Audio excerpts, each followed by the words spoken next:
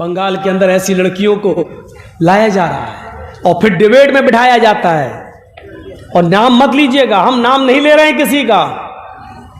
बंगाल की भी एक एमपी है टीएमसी की, बदकिस्मती कह लो कि वो एक हाजी की बेटी भी है।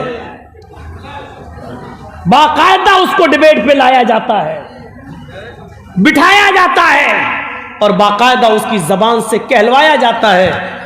और वो कहती है कि इस्लाम में कहां मना है, इस्लाम तो इंसानियत सिखलाता है। अगर हमने किसी गैर मुस्लिम से शादी कर ली तो क्या वो इंसान नहीं है? और इंसान का पाठ सबसे ज्यादा तो हमारे धर्म ने, हमारे मजहब ने पढ़ाया है। ये इस्लाम का प्रचार करेंगी टीवी डिबेटों के अंदर, ये जाके इस्लाम का इंट्रोडक्शन कराएंगी और परिभाषा बदलाएंगी कि इस्लाम क्या है। ऐसे लोगों को बिठाया जाता है, ऐसे लोगों को। और बदकिस्मती से एक चैनल वाले ने मुझे भी बुलाया था। सोचा कि जर्जी साहब बहुत चैलेंज करते हैं, डिबेट बुलाऊं। गया, एक पर्चा मेरे हाथ में पकड़ा दिया। सवाल 5 मिनट के बाद कहने लगा कि पढ़ लिया सवाल। मैंने कहा जी करिए, इसका जवाब मैं दूंगा।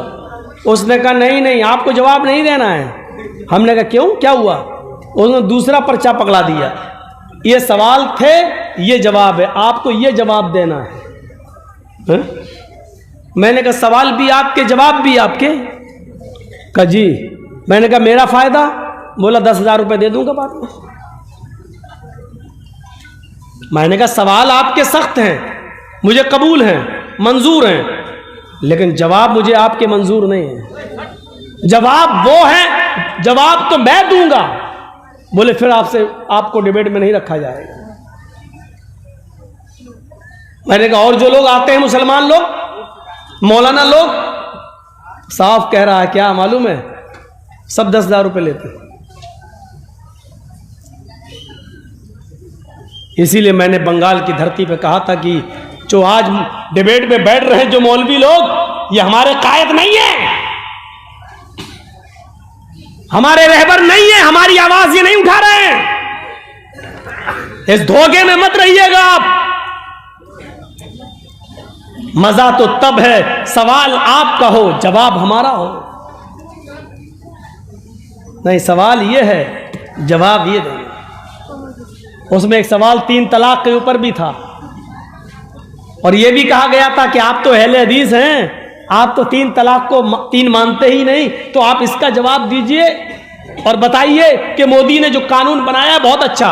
मैंने कहा वो हमारा पर्सनल मसला है, 3 तलाक 3 या 1 ये हमारे घर की लड़ाई है, लेकिन इसके जवाब में आप ये हमसे कहलवा रहे हैं कि मोदी जी ने बहुत अच्छा कहा। तुम्हारे इस जवाब को मैं अपने पैरों के बूट के नीचे रखता हूं, नहीं मानता तुम्हारा ये मसला। फाड़ दिया मैंने वो उसका जवाब। किराया भी मेरा गया, भाड़ा भी मेरा गया, उसने 1 रुपया नहीं दिया। ये याद रखिएगा, ये सोच लीजिएगा, एनआरसी आपके सर पे मुंडला रही है। ये किसान आंदोलन में अगर कामयाब हो गए ना आज, तो ये मान के चलिएगा कि अब ये अगला निशाना फिर ये बोलेंगे इतना बड़ा एहतिजाज जब हमने नाकाम कर दिया तो अब लागू कर दो ये। और यहाँ अगर फेल हो गए तो उनको डर यही है कि अब फिर मुसलमान लोग कहीं फिर से एनआरसी और सीए के खिलाफ मोर्चा ना खोल लें और किसान भी उनकी मदद के लिए ना आ जाएं। ये सब हमारे सरों पे मुड़ला रही है, ये सारी चीज़ें हमारे सामने मौजूद हैं, ये याद रखना। तकरीर करता हूँ मैं मालदा में, बोला मैंने मालदा में, जीते तो वतन मुबारक, हारे तो कफन मुबारक। बोले हम मालदा कलिया चक में और केस होता है मौलाना जर्जीस के ऊपर इटावा में, मेरे यहाँ। सोच रहे हैं आप, बोलते हैं यहाँ, केस होता है वहाँ,